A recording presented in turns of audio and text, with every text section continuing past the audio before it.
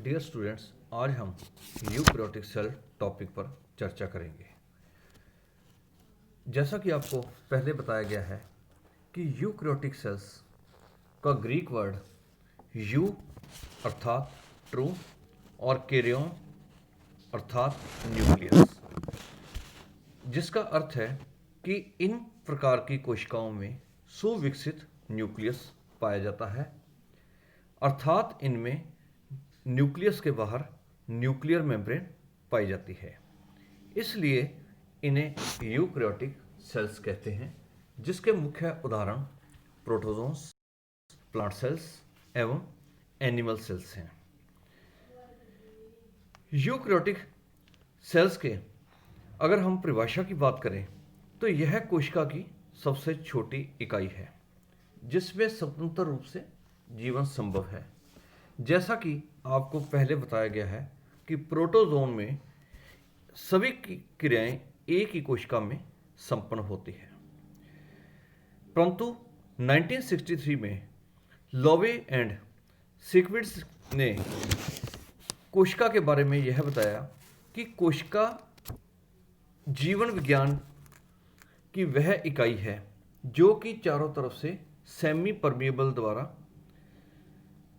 परिसीमित होती है तथा अन्य सिस्टम में सेल्फ रिप्रोड्यूस करने में सक्षम होती है।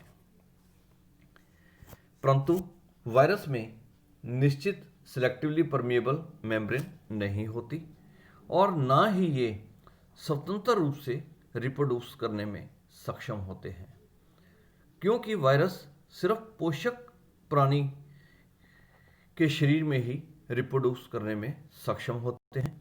इसलिए वायरस को कोशिका कहना उचित नहीं है और शिलीडन एंड शिवान द्वारा दी गई कोशिका सिद्धांत में भी वायरस एवं पीपीएलओ वायरस को कोशिका का अपवाद माना गया है। इसके बाद हम चलते हैं कोशिकाओं की शेप। आकार के आधार पर कोशिकाएं विभिन्न प्रकार के आकार की होती हैं। ये कोशिकाएं spherical, rectangular, circular, cylindrical, cuboidal, tubular, polygonal, discoidal अथवा इररेगुलर शेप की हो सकती हैं और कोशिकाओं का आकार निम्न बातों पर निर्भर करता है। Number 1, surface tension and viscosity of protoplasm. Number 2, mutual pressure of surrounding sales, अर्थात चारों तरफ पाई जाने वाली कोशिकाओं का आपसी दबाव। Number 3, rigidity of cell membrane. और number 4, size of cells depend upon the internal environment and the function of cell, अर्थात कोशिकाओं के अंदर का वातावरण एवं फंक्शन के आधार पर भी कोशिकाएं अलग अलग प्रकार की होती हैं। अब हम कोशिकाओं के साइज के बारे में बात करते हैं। कोशिकाएं अलग अलग आकार की होती हैं। अधिकांश कोशिकाओं को नेक्ड आई से देखा जाना असंभव होता है, परंतु सबसे बड़ी कोशिका शतुरमुर्ग का अंडा एवं अन्य पक्षियों के अंडे भी हम नेक्ड आई से देख सकते हैं। सबसे बड़ी कोशिका के रूप में शतुरमुर्ग ऑस्ट्रिच का अंडा होता है, जो कि लगभग 17.5 सेंटीमीटर आकार का होता है, जबकि सबसे छोटी कोशिका पीपीएलओ होती है, जिसकी फुल फॉर्म है प्लूरोनिमोनिया लाइक ऑर्गेनिज्म, जिसका डायमीटर 0.1 माइक्रोन होता है।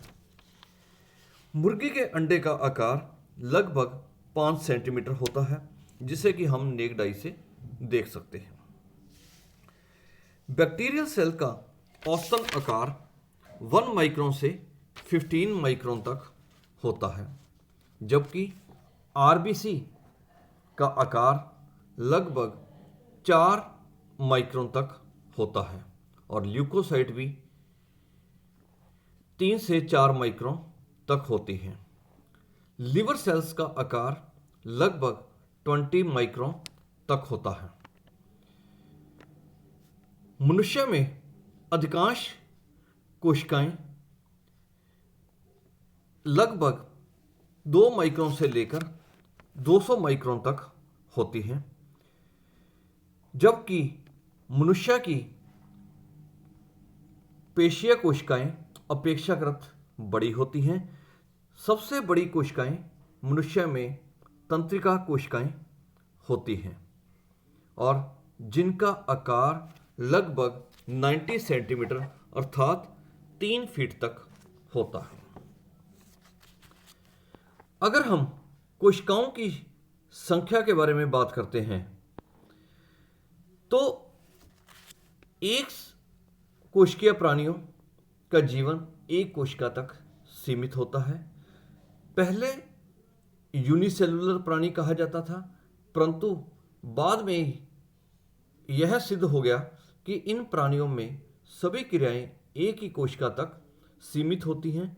इसलिए इन प्राणियों को एक कोशिकीय जीव न कहकर एसेलुलर जीव अर्थात अकोशिकीय जीव कहते हैं, क्योंकि यहाँ पर कोशिका कोशिका के रूप में न रहकर पूरे प्राणी के रूप में कार्य करती है।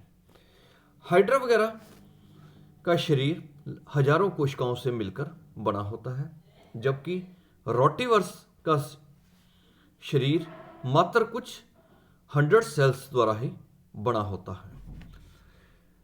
अगर हम मनुष्य की बात करें तो एक 60 किलो के मनुष्य में कोशिकाओं की संख्या 60 × 10⁻15 होती है, जिसमें ब्लड कोशिकाओं की संख्या लगभग 30 × 10⁻15 होती है।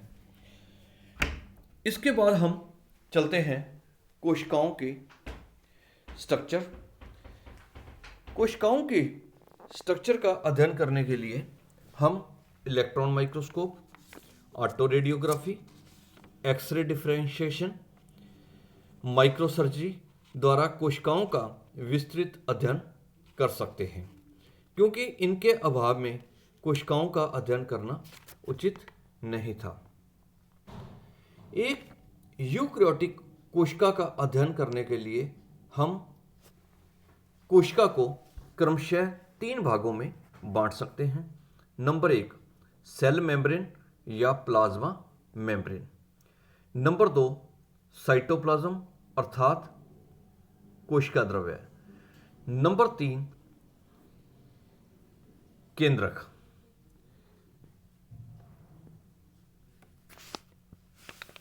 इस टेबल में कोशिकाओं को क्रमशः 3 भागों में दर्शाया गया है। सर्वप्रथम प्लाज्मा मेम्ब्रेन। प्रत्येक कोशिका के चारों तरफ एक स्वतंत्र सेलेक्टिवली परमिएबल अथवा सेमी परमिएबल कोशिका झिल्ली पाई जाती है, जो कि कोशिका की बाउंड्री का निर्धारण करती है। कोशिका झिल्ली के अंदर कोशिका द्रव्य पाया जाता है। एक्चुअल में कोशिका द्रव्य भी प्रोटोप्लाज्म का हिस्सा है, क्योंकि प्रोटोप्लाज्म को 2 हिस्सों में बांटा जाता है, एक साइटोप्लाज्म तथा दूसरा न्यूक्लियोप्लाज्म। साइटोप्लाज्म वह भाग होता है जो प्लाज्मा मेम्ब्रेन एवं न्यूक्लियर मेम्ब्रेन के मध्य पाया जाता है, जबकि न्यूक्लियोप्लाज्म न्यूक्लियस के अंदर पाया जाता है। अगर हम कोशिका के सेकंड पार्ट साइटोप्लाज्म के बारे में बात करते हैं तो साइटोप्लाज्म 2 भागों में बांटा जाता है, एक हाइलोप्लाज्म और दूसरा ट्रोफोप्लाज्म। अगर साइटोप्लाज्म में से सेल ऑर्गेनेली एवं इनऑर्गेनिक एवं ऑर्गेनिक पदार्थ बाहर निकाल दिए जाए तो शेष बचे द्रव्य को हाइलोप्लाज्म कहते हैं। दूसरा भाग है साइटोप्लाज्मिक इंक्लूजन्स और ट्रोफोप्लाज्म। ट्रोफोप्लाज्म के अंतर्गत लिविंग एवं नॉन लिविंग संरचनाएं आती हैं। लिविंग संरचनाओं के रूप में विभिन्न प्रकार के सेल ऑर्गेनेली आते हैं, जिसके अंतर्गत सिंगल मेम्ब्रेन अथवा डबल मेम्ब्रेन सेल ऑर्गेनेली जैसे endoplasmic reticulum, mitochondria, Golgi complex, lysosome, centrosome एवं प्लास्टिड आते हैं।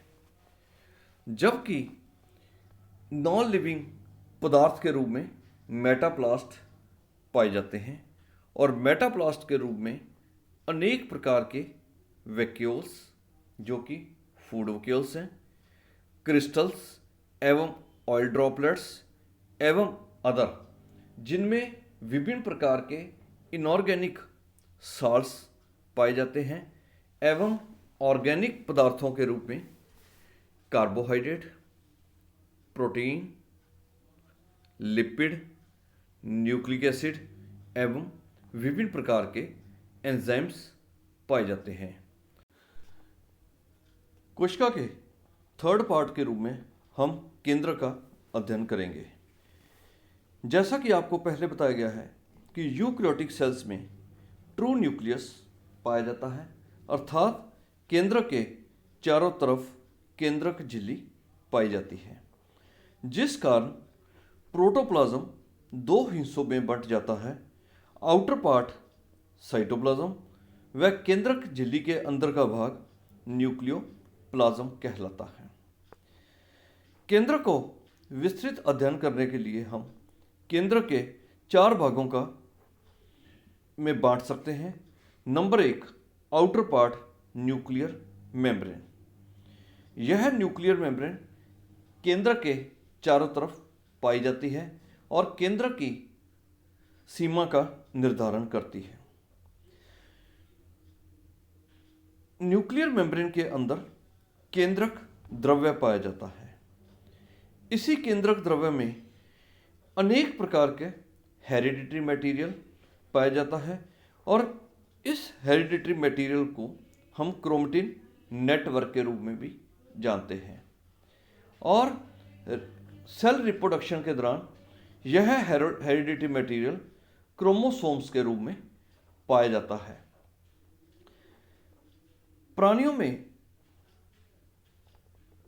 नेचर के आधार पर उनमें क्रोमोसोम की संख्या अलग अलग होती है, जिसका कि हम अध्ययन आने वाले समय में करेंगे। फॉर एग्जाम्पल, मनुष्य में क्रोमोसोम की संख्या 23 पेयर होती है, जिनमें 22 पेयर ऑफ क्रोमोसोम ऑटोसोम्स तथा 1 pair of chromosome sex chromosome कहलाते हैं।